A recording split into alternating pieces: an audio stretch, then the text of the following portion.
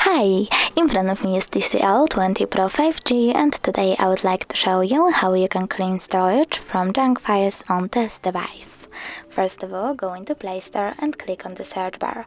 Now you need to type files and download this app from this developer. After that, open it.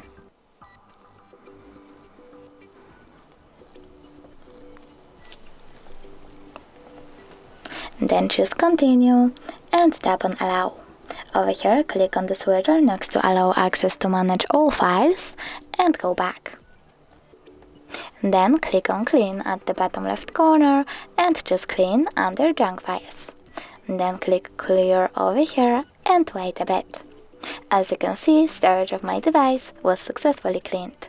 Thanks so much for watching. If you enjoyed this video, don't forget to leave a like, comment and subscribe. Bye!